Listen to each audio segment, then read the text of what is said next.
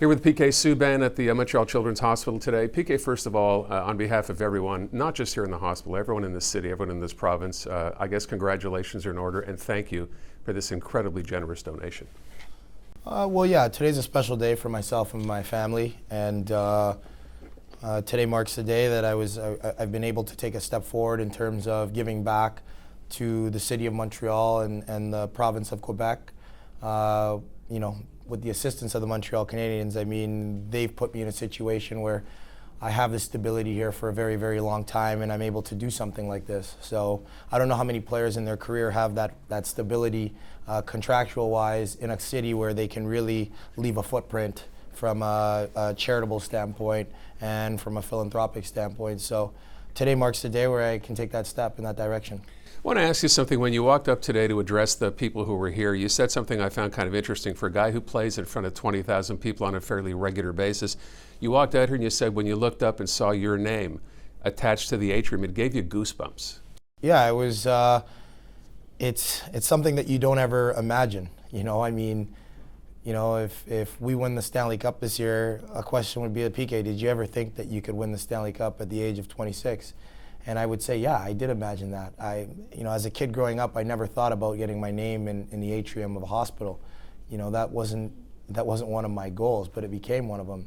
And today, when I walked in the hospital, it was something that's completely different from anything I would ever accomplish on the ice.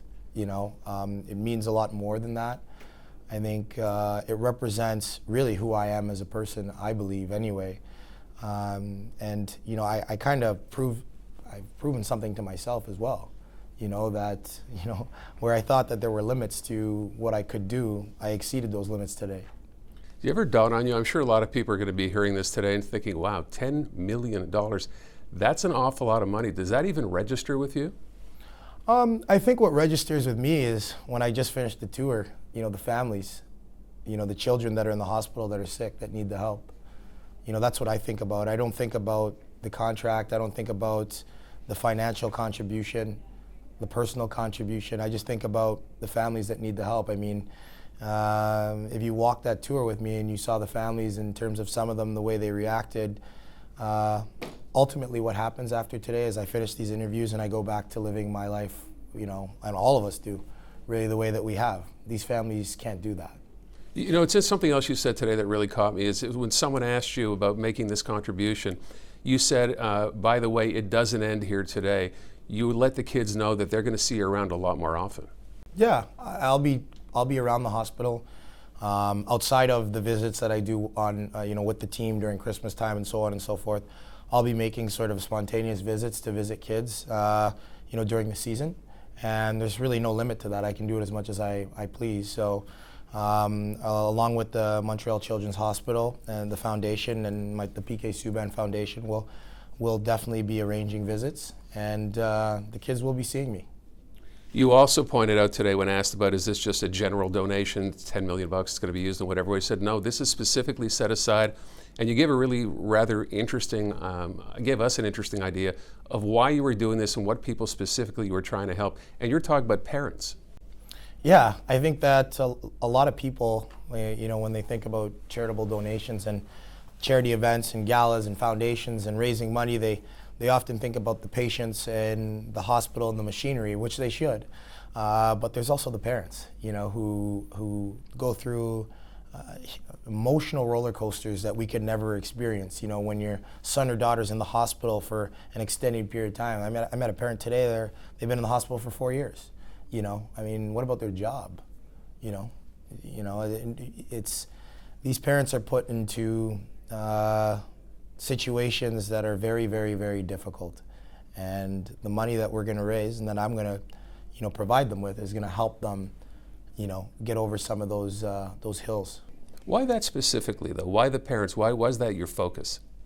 Well, I was just able to relate to it. I think that it's something that's important to me. I know that for my parents, they've always been able to provide for myself and my family, but it's never been easy. So, we were always healthy.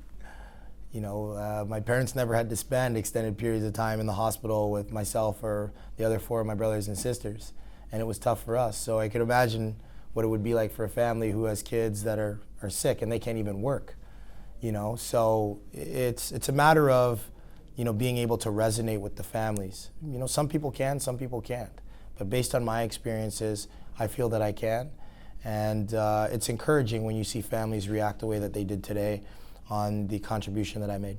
You talked a lot about your family through this entire press conference this morning and how important it's been. And it seems that educators run in your family. You have sisters who are teachers. Your father was a school principal. We're not just good looking. No, we're not just good looking. No, but you talked about that, and I wonder how much of that, the fact that they are, teachers, educators, sort of rubbed off on you. I think it's our family as a whole.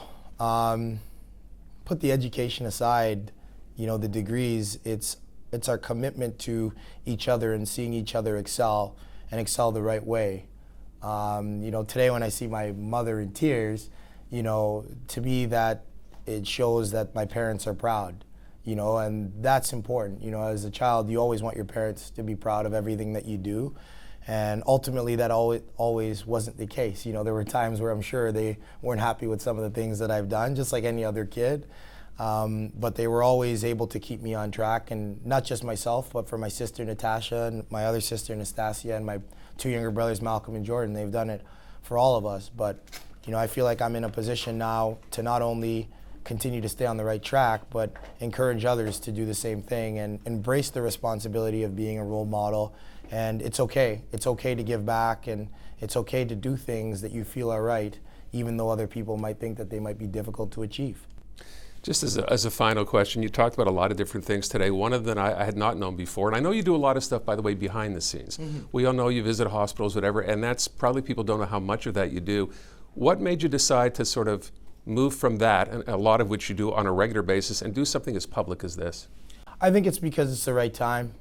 I think it's the right time, and I believe that now with this new hospital and and today we see the world of all these things that are going on, people sick and so many different things going on.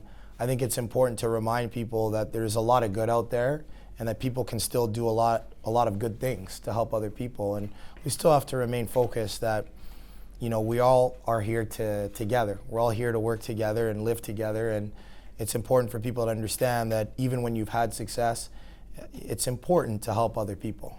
It's how you use that success that's going to define you and how people are going to see you. And I want people to see me for someone who, wasn't always about himself. He took the time to think about other people, and not just think about other people, but help other people. Last question. You talked about being in Haiti when you were 21 years old, and how that visit with World Vision basically changed your life outlook. Can you tell us about that? Yeah, when I got there, it was only a year after the disaster, and things were still a little bit fresh.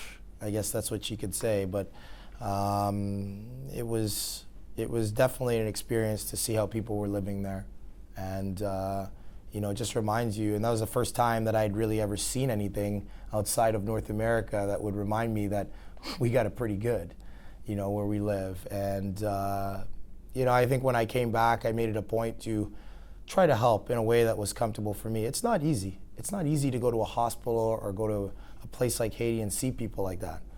That's why I don't ever think of people who don't do that stuff any less, because it's not easy. It's not easy to see people like that. Did that change you?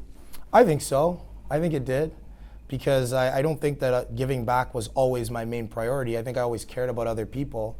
I think I always, wanted to help other people, but not to this extent. I think with the experiences that I've had over the past 5 years, it's definitely had an impact on me making this type of contribution. Thanks so much. All right, thank you.